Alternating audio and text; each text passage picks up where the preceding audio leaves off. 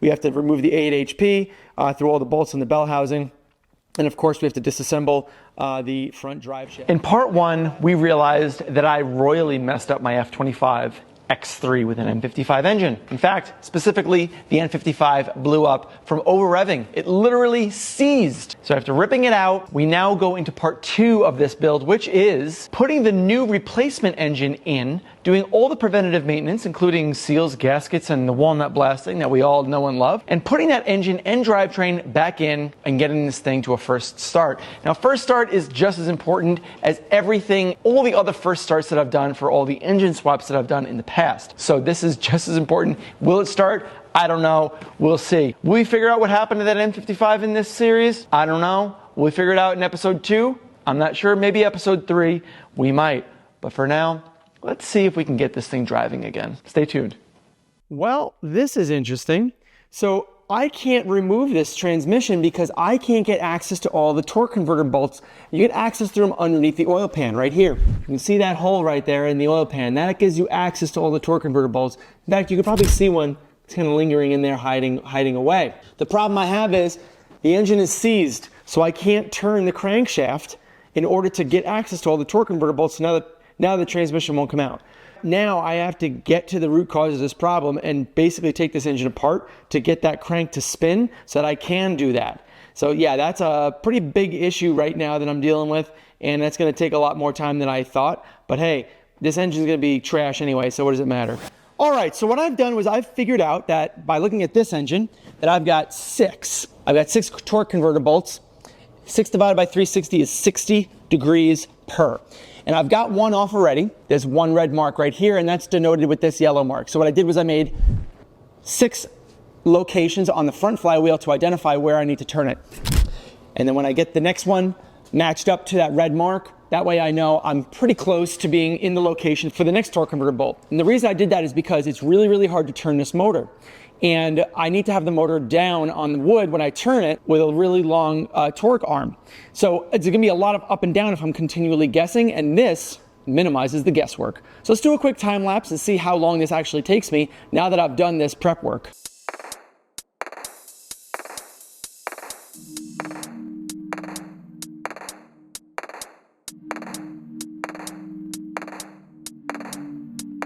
Now, if I'm not mistaken, we can take this.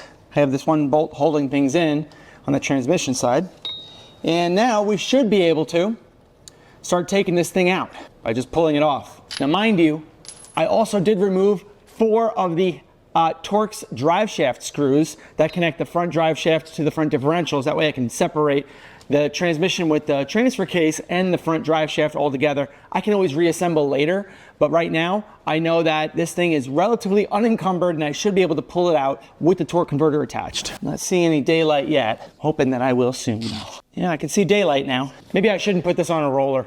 Maybe I should just put it on a piece of flat metal. That's probably the best thing to do, I think. If I'm trying to pull the engine, if I'm trying to pull the transmission away from the engine, probably makes sense to have the engine on something rigid so that I can actually move the transmission. So let's, want a larger piece here. Let's bring it down, resting on the wood, and it's rolling on the roller. So I definitely can see a lot more daylight now. So I should be able to just, I should. Oh yeah, it's coming out. It's not gonna work there. How about this? Okay, well maybe, if I were to use a bit of a spreader, chisel it out, that might be the best thing to do.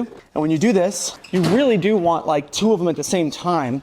I know that I'm working at the convenience on the floor and I got all the room in the world, but if you can do like one on this side and then one on the other side at the same time, you might not prevent any binding. So let me just try opening one up here, one side up, and then maybe get something in here for the other side. Not quite enough.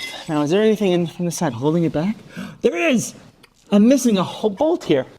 I'm missing a bolt. Well, all right, well, let's remove that bolt. But before I do, I want to put another one in here just to hold it in place. Oh, man. All right.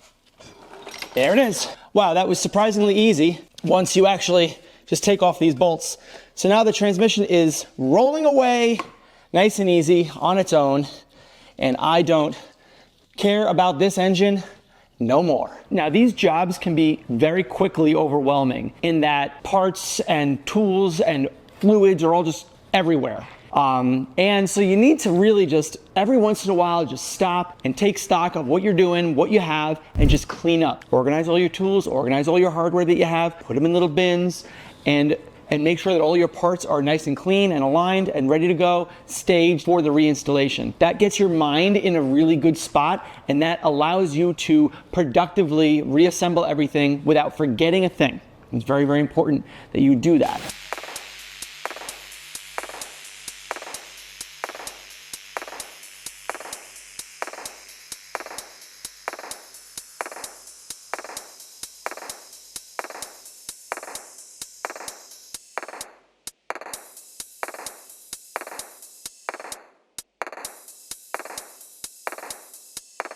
So as you can see, we've got both engines sitting here. We've done a lot of preventative maintenance, swapping things over. We've got all of our parts laid out. We are ready to go. We've cleaned up our tools, we've cleaned up our area.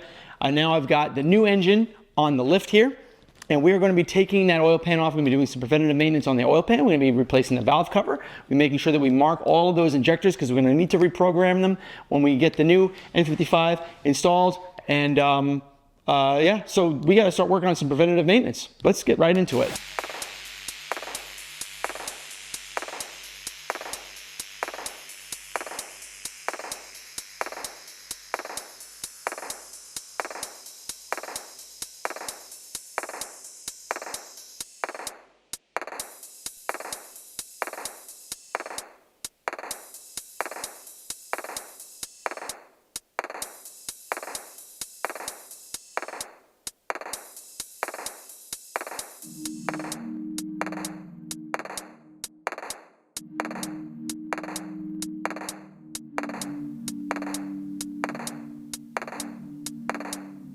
Okay, so we have done all the preventative maintenance that we could do on this. Logically speaking, we've done the valve cover, we've done walnut blasting the intake valves, we've done the oil filter gaskets and the seals, and we also, as you can see, we bolted up the transmission, the 8 HP. It's more than just bolting up the transmission to the bell housing and the block.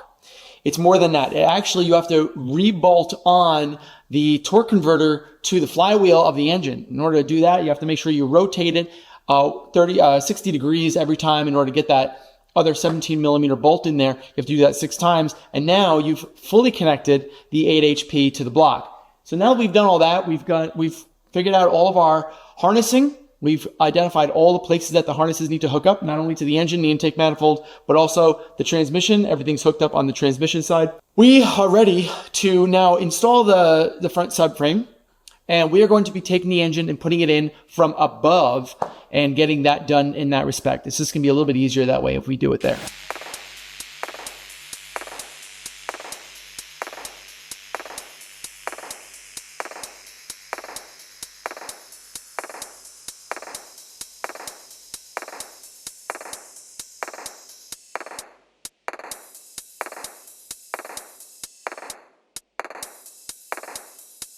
Okay, so everything is installed. Everything from the transmission, the torque converter, the drive shaft, the differential, and all the seals for the differential. We've got our air intake manifold installed. We've all of our wiring, our DME is installed with all the plugs. We've got our valve cover installed with the fuel injectors. We've got our alternator installed. We've got our turbo and all the lines and all the O-rings been replaced there. The coolant lines, the air intake, and of course we've got our exhaust ready to bolt on. Everything is just about ready to go in this vehicle. All we need to do now is install it into the chassis. We're going to be doing that the very traditional way of bringing the car down and bringing this up and funneling it in. This is going to be the fun part.